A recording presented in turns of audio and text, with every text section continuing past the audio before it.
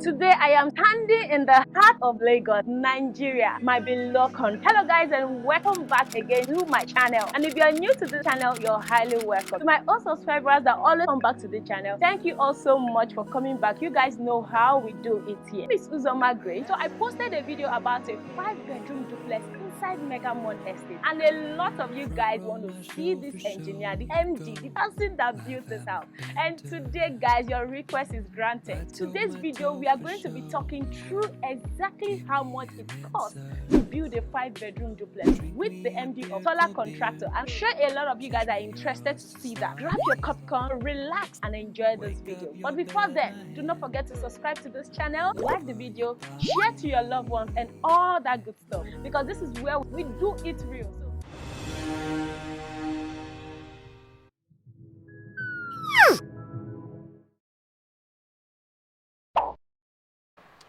Good morning. My name is Mrs. Ayofamola. I am the owner of this property.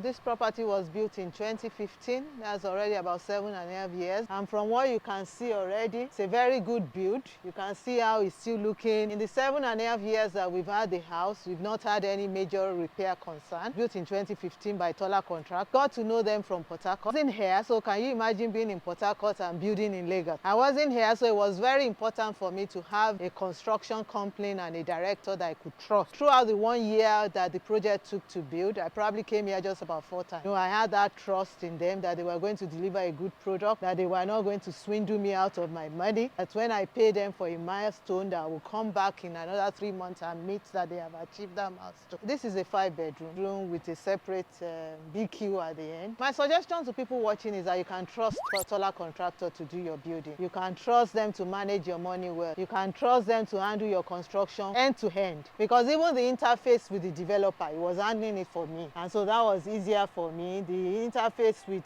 Lagos State Authority, with the plan approval and things like that, he handled all of that for me, end to end for me, and that was very important for me because I was not in Lagos. Bye. We are here in Solar Contractors Company. This company has been existing for over 25 years. Let's go in to talk with the MD about cost of what it takes to build a 5-bedroom duplex. Hello. Good afternoon, sir. How are you doing? Good to see you. I'm fine. Thank you so much for agreeing to do this video with me. I appreciate it, because we've been wanting to film this video for a very long time now. I think this is also useful to do. Also educate people and some information out there. So I have a lot of questions that we're going to be asking. Today we'll be talking about cost of what it takes to build a 5-bedroom. We're also going to be concentrating on the Mega Mon. Some of you have seen the video on my YouTube channel here. I'm going to be using that as a case study. And I have here with me Engineer Dele. So we would like you to introduce yourself to us, a little bit how you started, how this whole solar construction company came up. I hope my questions are not too much. No problem. Okay. First of all, once again, thank you for having me. My name is Duplex. I'm the managing director of Solar Contractors. Actually, Solar Contractors started out after my short period of working. We actually participated in the construction of the petrochemical plant Port Harcourt. Really? Yes, when it was starting. So I remember then as youth corper wanting to get experience. I went there and it was challenging, but I did my best. It was in the process of that I got to have a very good relationship with my boss. Okay. He was a Frenchman, and after working with him for about 3 years, he was transferred to France. He actually recommended for me to be made head of the department as young as I was then. Wow. And that's how I became head of the department, because of the way I work with him. So a couple of maybe about a year or so after, he came back for the LNG project in Bonny Island, and as at that time, sincerely speaking, I was low on cash because not much work. All I knew was just employment and all that. Salary based. And that was all. So one day I just saw one of my friends coming to see me and said that, mentioned his name, that he's around in the country and that he wanted to see me. So I said, okay, where's that? I said, Bonny. I said, where's Bonny? I didn't even know the way to. Took me there, and when I saw him, he said, Dennis, I want to employ you. And I said, no, sir, I want to do contract. And he looked at me like, a father would look at his son. Yeah. You want to do contract? I said, yes. He said, okay. And that's how one thing led to another. Started doing projects. I was exposed to a lot of construction. We did a lot over there quite well. And after that, with what I saw and how it started, and I started to incorporate the company in 1997. Oh, that long. Initially, we were just an enterprise, but now we decided to incorporate the company that would take on bigger projects. And we've been able to service people in different industries. We have individuals, corporate organizations, institutions, educational institutions, religious institutions, hospitals,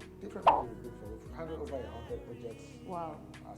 We lost count of that. That's a lot. And we have clients, both local and in diaspora, that have consulted us to do their projects. And one key thing that stood us out is our ability to bring the dreams of people to pass. Talking about myself as an I studied civil engineering. Oh, okay. So it's not as if I'm in field outside what Outside I building. learned, and I'm specialized in structures. Okay. Because civil engineering has different branches. Yes. So I'm actually specialized in structures. Wow. Which actually kind of gives me an advantage in what I do. There's a know-how there. I'm a member of the Nigerian Society of Engineers. Okay. I'm also a registered engineer with the Council for Regulation of Engineering in Nigeria, otherwise known as COREN. So I'm certified. What has helped me in handling the projects to make sure that the clients get what they want. Yes. Because that's what's key for us. But honestly, I'm amazed with the buildings I've seen that your company has built. So like I said, I mean, we handle different types of projects. Whether it's in upland or it's in swamp, as long as it's a building, Okay. you can talk.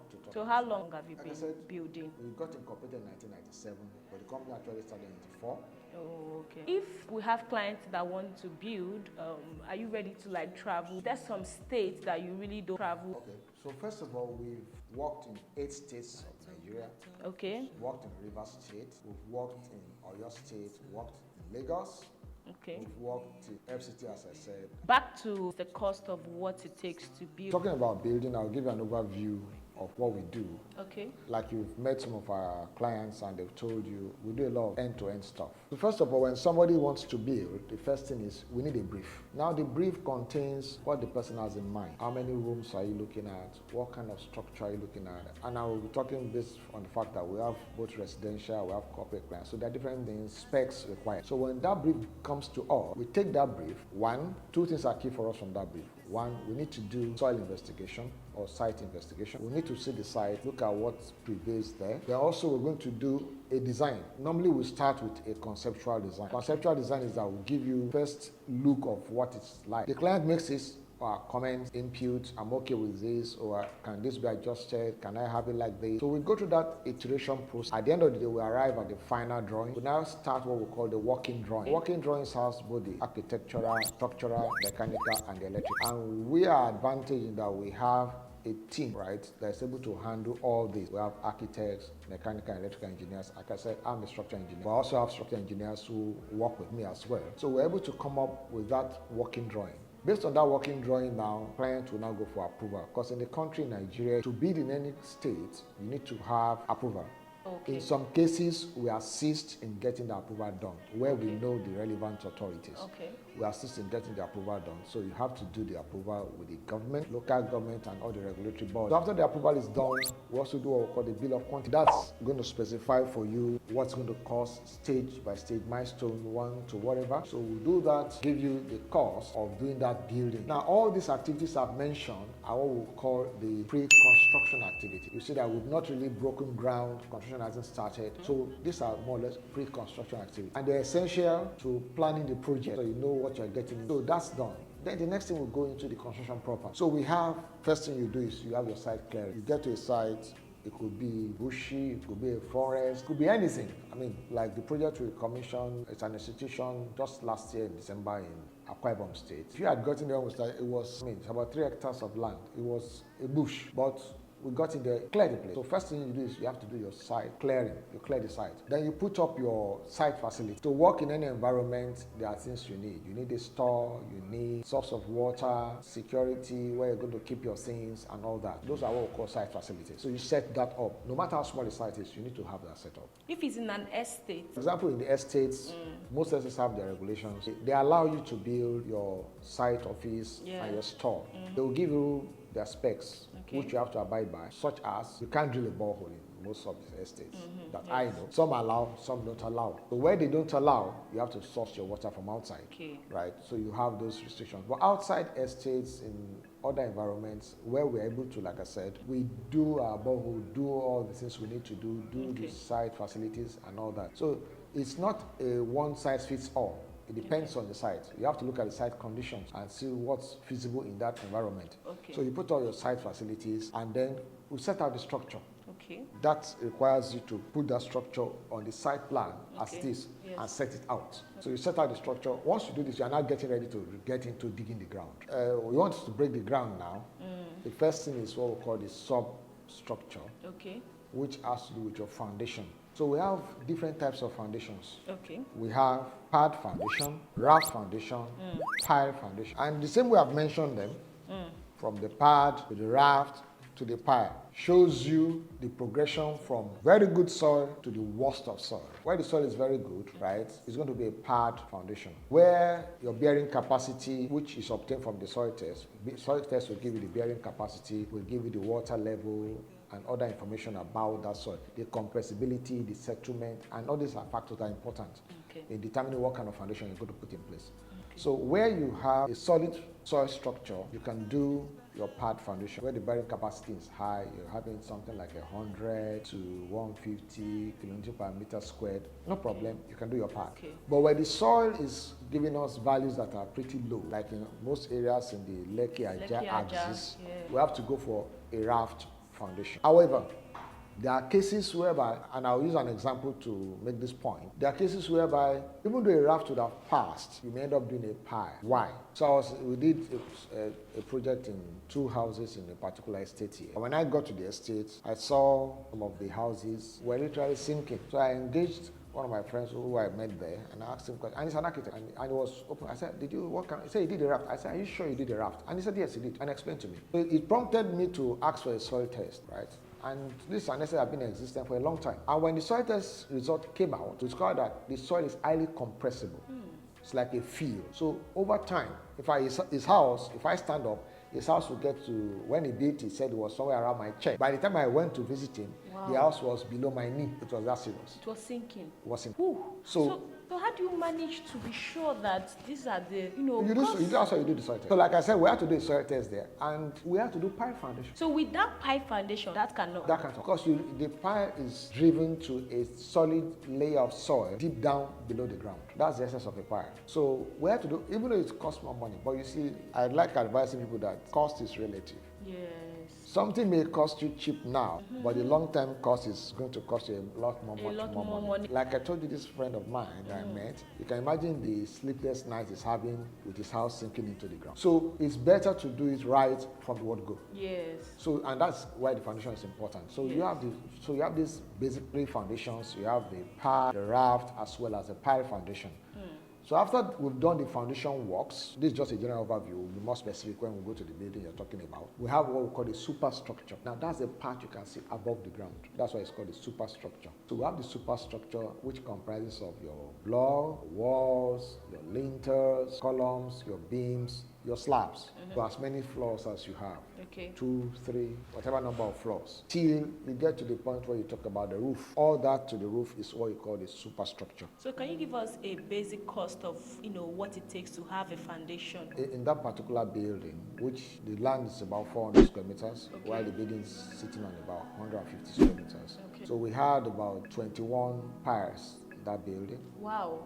Yes, we had 21 piles, 450 diameter, 21 piles. Although I don't really have much idea how the 21 piles came about, but I'm just hearing the 21, and I'm like, that's a lot. Yeah, that's as a result of the design. Okay. So we have that all driven to 12 meters and all that reinforced, 450 diameter. After doing the piles, we had the pile caps, the ground beams, and then the raft slab. Okay. So in rough estimates, looking at that, as at that time when we did it, it should be looking at that to be around something between 11-12 million. Wow. Yes. For just that foundation. Yes. And also to add, the level of that land was very much below the road. And also, Megamon is a very big estate. Like, it's a luxury estate, and a lot of people want to. That is where I come in. If you're interested to buy properties, you're interested to buy land, to invest in property, got you covered. So that noted. No problem. Sorry to advert is good. Yeah, there's a video I did. It was about what it takes to build. So I didn't mention anything about that I sell. When these clients were calling, oh, I need a property, I was like, oh, I have. Okay, that's what you do. Okay, sure. I was like, that's what I do. Mention. So they were like, oh, you didn't say it in the video. So I'm trying to make sure that they know that I sell properties, I sell land. Even if it's a Megamon estate, you can let us know. So like I said, that particular one, which is very close to the water, and it was very much lower than the. In fact, by the time we did it, if I stand, the feeling will almost get to my shoulders. That will cost a lot. Yeah, so that's part of, so when we talk about cost of foundation, there are a lot of variables. Okay. So just to let you know, it depends on what you need. But to give an idea, that's why I said roughly something about that, 11, 12 million thereabouts. For something that costs you that, but you can't compare that with the good sleep you have. That yes, Honestly, yes. you're in a comfortable house. A lot of people want quality. A lot of people still want to manage their cost because they are on a budget. So how do you deal with clients that are on a budget and maybe they want to pay on installments while building a house? Do you do such, like, can you manage clients like that? Most of our individual clients, I would say 99% of them. I think there's only one client who've come that just release the whole money upfront. So 99% of our clients, normally when we run the bill of quantities, we'll sit down. You will meet some of our clients and you will see what they'll tell you. We'll sit, I like sitting down with them, right? So what if they're in diaspora? You just make calls and talk to them? Sure. Like the house, the twin duplex. That twin duplex. He is a fifth in line or fourth in line of referees. So as from the first person, somebody else referred him to the second person. So it's the fourth, I think it's the fourth in line. Okay. Right? And when his friend told him that, look, you want to talk to taller contractors. And he came to us. We've never met, he's never seen me, sent all the money. Wow. And as we're building, we're giving him feedback, we're giving him updates, pictures, this is what we're doing and all that. He only came when the house was ready, collected the keys, stayed in the house for 2 weeks. It was so happy. Honestly, I have gotten numbers of calls of diaspora clients that want to build, but they are so scared of building because I heard a lot of things about Nigerian engineers, so they are so scared. And most times I try talking to them, but at the same time, you still need to convince them to make them feel comfortable in working with the engineers. I understand the problem, and like I said, this particular client, when he came, he told me he had a lot of stories. But I usually allow people to, in dealing with me and my company, I allow them to discover for themselves. Yeah. So he was surprised when he came. It wasn't a dream. He came, he stayed in the house. He has referred me to another person. Because you're good. so that's it. Even if you did not say it, with what I've seen, you're good. People to build a Royal Garden Estate, those mega mall, those are hot cake, those are big men. well, those are big men. So honored to be here, like doing this video, honestly. Because some of the people want to be smaller and we run away. We attend to everybody. Yes. Those was just some we showed you. So we try to make everybody's dream possible. Okay. So we'll sit with them, we'll discuss with you. If you have a budget, we'll do what's best within that budget. So let's continue with the cost of what it takes to build. So now that we've finished the foundation, being specific to, like I said, we have several floors, but it depends. Like this one we're talking about, just a building with one, where you have block walls, linters, the slab, the beams, and all that. Before you talk about the roof, all this with the roof, you will be talking of something in the neighborhood of for each floor, right? I'm still using the figures we used then. Each floor with the block work and all that, with the linters. You have the quotes from there? Yeah, sure. We built it now, so I know. So I like the fact you came prepared. You came with to give us hot. So each floor, if you're looking at the block works, linters, and other per floor, roughly 3 to 4 million will do that. Then your slab. Now, when I talk about the slab and the beams, just like I told you about the foundation, I've had cases of people who have come to our project. I remember one project we're handling, the client next door had to carry his engineer to come to our site. I said, see, correct work here. Now, we don't no cutting corners, so we do it as it is in the book. 6 inches, 150 mm, that's what it is. 175 mm, that's what it is. 200 mm, that's what it is. So if a client has a budget, and they still want this kind of particulars, and that just like me in real estate, if a client say, okay, you want to buy a land in Chevron, you're saying a 450 square meter, and then you're calling 20 million, you cannot get 20 million in Chevron, and I will tell you that you cannot. So in that case, whereby a client has a picture of what he wants to build, and he's saying this is his budget, how do you advise this client? Like, what can you tell to, like, how do you manage this client? So there are different things you can do. One, you can scale. Okay. We have a project we're doing for a particular client, a young upcoming couple, and they came and we looked at it. He came with a design, and when I saw the design, I said, well, I do hope you have the money to do it. He said, what do I mean? I said, this was, he said, no, that's not what he wants. He doesn't have that kind of money. So we had to work with him. Okay. I said, what do you, is this but I want something very good. Very good. So we have to scale it down. Quality still the same, but scale it down. And it's almost finishing his house. Beautiful, well done, portable, his dream is achieved. So one is to scale down. Secondly, you could look at, there are some things you can't tamper with. Structure, the strength, no compromise on that. Or you can make some adjustments in finishes where you would have used something that would have cost, take for example, you want to go and touch granite, and the granite is going to be costing you 25, 30,000 per square meter or something like that. You say, okay, well, there are also tiles that are beautiful, and no, not that the house is going to be ugly, but it's going to spend you're going to spend probably about 6, 7, 8,000 for that. So those advices we give, we counsel people. So that's why I said we sit down. That's where I do my work. We sit down with the clients, we dialogue. Okay. And like they also say, it's good to cut your code according to your material. Yes, sir. Not according to your size, but according to the material. Yes, so according to your material, not size. Correct. So I've told you what each floor will be roughly, and then a slab of that. And that slab we had huge cantilevers because a size we needed to maintain our setbacks on the ground. So we had huge cantilevers. So that will cost probably about 8 million for that kind of slab. Reinforcement, form work, everything. Like the slab is from the foundation. No, that's what in the local parlance, the decking. That's what you look about. Correct, the slab. Okay. So with the form wall, with the concrete, with the reinforcement, with the embedded services, because you have services embedded. Okay. Right. Your M&E services are embedded. Okay. And all that. A rough figure you could budget in that neighborhood of like 8 million. 8 million. Okay. So let's move on.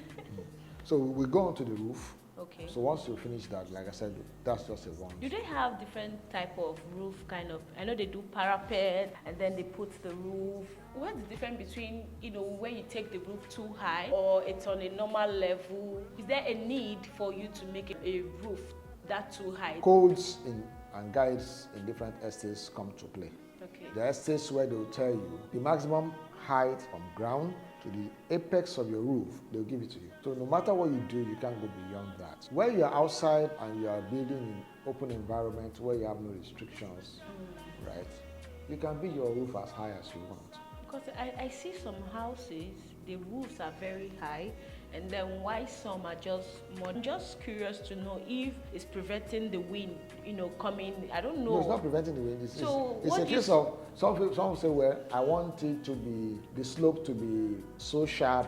Why? For example, when rain is falling, the water is going out very easy. I don't want it to retain any water. I don't want the water pace on the roof to be slow. I want it to drain very, very fast. Fine. No problem. But that doesn't mean the other ones that the roof pitch is not as high as that, they are leaking. Doesn't mean. If the job is well done, you don't have any problem. So that's just it's a case of preference.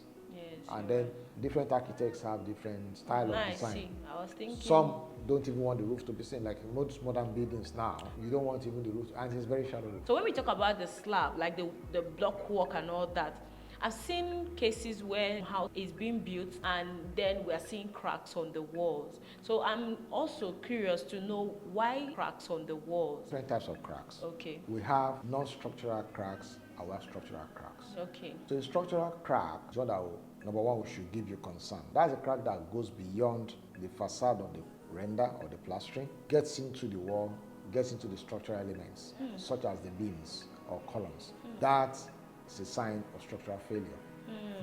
We also have non-structural cracks, which are just mere cosmetic. So take, for example, in our environment here, the water is very saline. That is, it has a lot of salt content. And salt makes cement to dry very, very fast. So if you are plastering, you're rendering, and you don't take note of this, you have a situation whereby that plastering dries very fast and leaves what we call hairline cracks all over the place, and they are very common around. So that may be some of the things you are seeing. That's why you see some people resorting to screening the building after that to try and deal with that. Yeah. But that could have been dealt with if it was well managed during the rendering period. But for the structural cracks, how do you manage that? For the structural cracks, is there anything that can be corrected? For the structural cracks? Yes. That's what I'm coming to that. So for the structural cracks, which I said is one that is food for thought. I mean, it's a sign of there's a problem. Okay. It depends on the type. So I'll give you an example. I was in one of my clients, he he bought a house. Okay. It was in Canada. He bought a house in Nigeria, in Abuja to be precise, and he asked me to go and look at the house for him, that he wanted to finish it. So I traveled and went to look at it. We were on the, actually when I entered the building, I looked at the under deck, the slab, I was like, something's wrong here. We climbed up. One of the members of the team was walking. All of a sudden, I told everybody, please, can you stand still? And I said, can you jump up? I told him to jump up. And he jumped up. We were like on a springboard.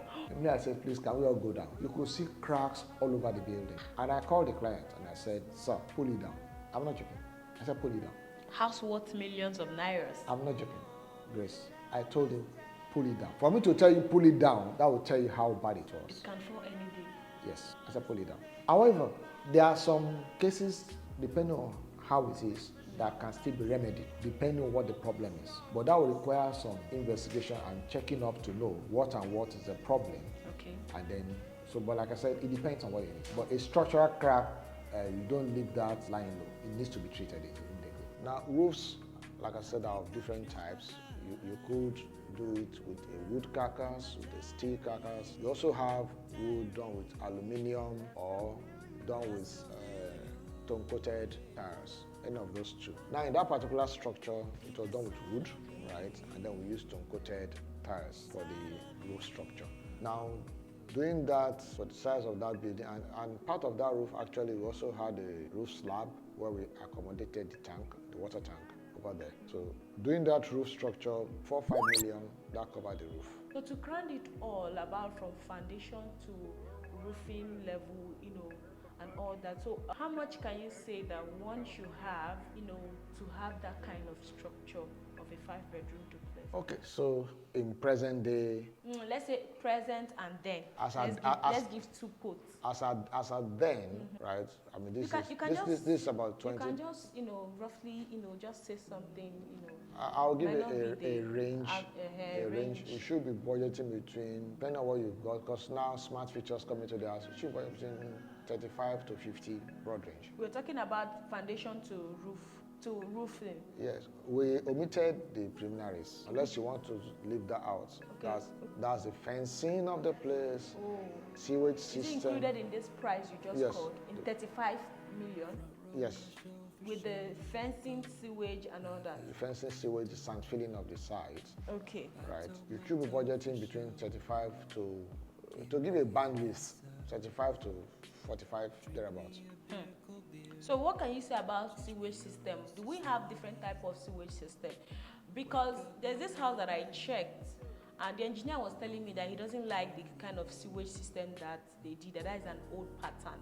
And I don't really know what he means by an old pattern. I really don't know if there are different stage of sewage system type and all that, and what particular type do you do for your clients? So depends on where you are. In the swampy environment, right, you have a different type of sewage construction as to when you are in the upland, dry land locations, like mainland Lagos, the interlands and all that. It's a different type of thing you do. So you have, for example, in the Lekki Ajaxes, the sewage tanks are done with reinforced concrete, complete concrete. Why? The water table is very high. So you don't want the ingress of external water from the soil into the septic tank, because once that happens, I mean, you almost be draining almost every day. Yeah. So that's why you see people fill the compounds pretty high, so you can get some height above the water table. Then the sewage tanks, sewage pits are drained out at a higher level so that the water goes out. Normally in the rainy season, the water table is going to rise pretty high, right? So unlike in the dry lands where we use a honeycomb method using blocks, right? What is a honeycomb method? Okay, you know when you take I'm just carrying down for the first no problem. time. When you take for example your block, you know it's hollow. Okay. So when you turn the block, right, you're going to see the hole. So when you lay the block in that sideways fashion, you're going to see something like you know how honeycombs are with holes on them. Yeah. So you have that. So it allows the water to pass through those honeycomb blocks percolate into the soil. Usually there, in those cases, the water table is very, very low.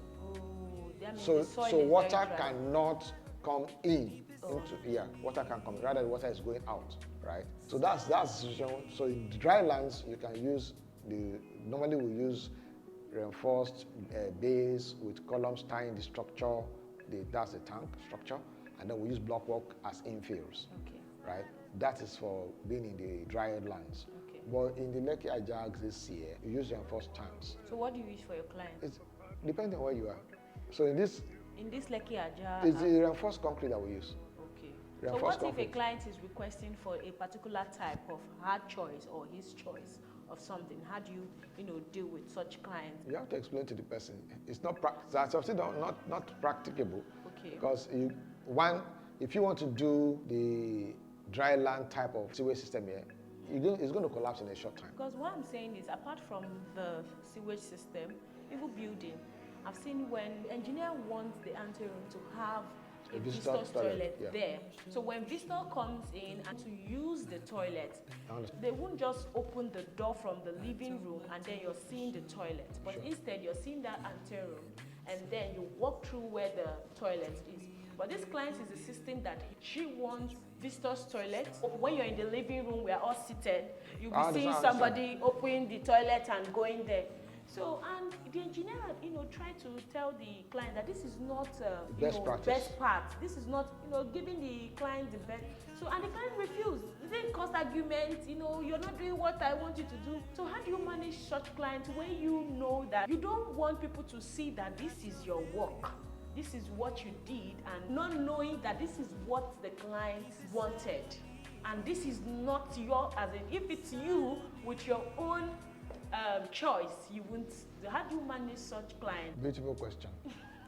I hope my question is No. It's just the experience. Like I've seen a lot of clients building in Lagos. Like I said, we try our best to explain to people the pros and the cons of what we do. Okay. I've seen clients who have some demands. That's what we talk about, a brief. Now there are some things that are issue of taste. There are some issues that are issue of quality. Somebody says, I like color red. Another person says, I like color blue. That's an issue of taste. But there are things that you can't compromise on. So a client comes to me and says, I need this reinforcement change from Y12 to Y10. I'll say, sorry, that's a no-no. It's not possible. We can't do that. If the client insists, I will gently back out. Wow. I'm not joking. And I backed out of a couple of projects like that. Wow. That's an issue I can't compromise on. However, we've had clients who have come to make some peculiar demands. So we had a client, for example, and I know where she saw that. It's very common in the US. Came and said, I would like to have from the master bedroom, I want to walk into my shower, after my shower before I get into the closet. I said, no, it's the closet first before the shower. She said, no, that's how she wants it. That's an issue of taste. After explaining over and over, and the person said, that's what I want. Now, does it compromise my structure in terms of strength? No, it doesn't. Okay. It's an issue of taste. Okay. Based on that, we defaulted to her, allowed her to have what she wanted to do. Okay. But we didn't. We gave her what she wanted. Okay. Because you need to understand, your work is to make the client happy. Okay. While making the client happy, do not compromise the structure. That's where we'll draw the line. Where it's going to compromise the structure, I will draw the line. But if the client, that's what I want, it's her choice or his choice. It's not my building, it's her building. So you're saying cost of what it takes to build a 5-bedroom in what year was that? 2021. 2021. As at then, it was about 35 then. 35 million Then, from but foundation if you want to, roof. Yeah, but if you want to make So a projection now, how much can we look at? Because this is 2023. Well, so let's a building of that nature now, prices have literally doubled for anyone who is. So I would say prepare your mind for something in the neighborhood of about 50 now. Wow, for 2023, that's a lot. What level is that? No fittings, no lighting. That's including the fencing, the filling, the sewage system, the pile foundation, the raft foundation, the block work, the slab, the roof, the parapet, everything up to that. No finishing. And if you have a client, you can actually, put it on the stages so that the client can. We normally do that. Pay. So what kind of how do you put your stages? It depends on the client. Okay. Like I said, we sit down with the clients. Okay. Everybody's pocket is not the same. Yes, I understand. Somebody says, I think I want to pay this in 2-3 installments. We say no problem. Somebody says, I want to pay it twice. Look, we'll structure it according to. So that's just. You guys have heard it all. This is to let you know that if you're looking to build a 5-bedroom duplex currently in Lagos, you should be budgeting roughly 50 to 40 something million To roof. To roof, from foundation to roofing level. Honestly, sir, I really appreciate you making this video with me. No, but you're welcome. You know, it's been a long. I do hope it was So profitable. we're still going to talk about cost of what it took to finish the house. So you guys should stay tuned to the video. And if you are looking to build, if you are looking to have this beautiful structure, like he has said, he has built a lot, and you guys can see on your screen. So if you're looking to build, if you're looking for residents, build for commercial, build for yourself and your beautiful family, this is where you should call. Taller Contractor got you guys covered. Always, like I said, you guys should stay tuned to those videos, and do not forget to like this video if you enjoy watching to this point. Subscribe to the channel, give us a call if you're interested to build. We wait to hear from you. Yeah, correct. So we'll see you guys in our next video. Until next time. Bye. Thank you.